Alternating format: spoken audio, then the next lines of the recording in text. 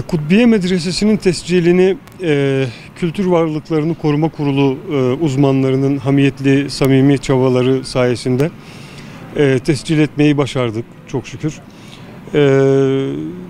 Kayıp bir medresemizdi. Hatta tarih kitaplarında bile bazılarında yıkılmıştır, harabe vaziyettedir diye okuduğumuz kitaplar var. Ama okuduğumuz kitapların tariflerine göre izini sürerek Harzem bölgesinde, Harzem Gurs Vadisi civarında kalıntılarına rastladık. Orada yaşayanların da verdiği, naklettiği bilgilerle şeyi de birleştirdik, okuduğumuz kitapları. Ve Kültür Varlıklarını Koruma Kurulu'na müracaat ederek tescilini sağladık.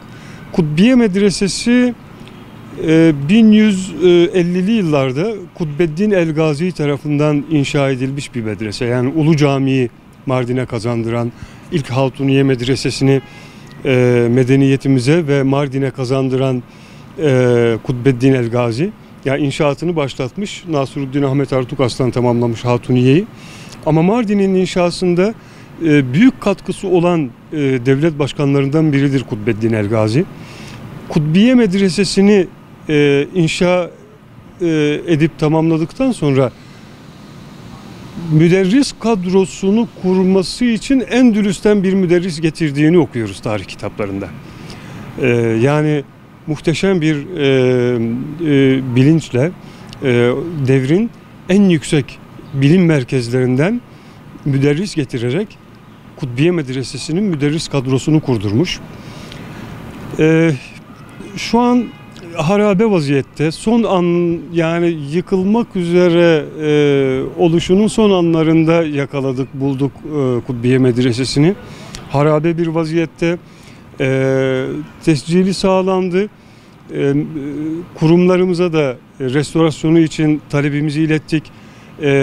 Yakında, çok yakında inşallah bir restorasyon süreci başlatılıp Mardin'imize medreseler, bilim, kültür, sanat, teknoloji beşikliği yapmış medreselerimizin turizme de, kültür dünyamıza da kazandırılmasını inşallah hep birlikte görmeyi umut ediyoruz. Biz toplamda 62 medrese tespit ettik total sayı olarak. Şu ana kadar 45 tanesinin isim ve mekanını tespit ettik. 3 tanesinin mekanını tespit ettik, ismini bilmiyoruz. 4 tanesinin ismini biliyoruz, mekanları kayıp. Ama toplamda 62 medreseden 45 tanesini şu an bulmuş durumdayız. Araştırmalarımız devam ediyor. Yayın kurulumuzun kitap tercüme çalışmaları da devam ediyor. Kitap tercümelerinden de süreceğimiz izlerle çok sayıda bulacağımız kayıp medresemiz olduğunu düşünüyoruz.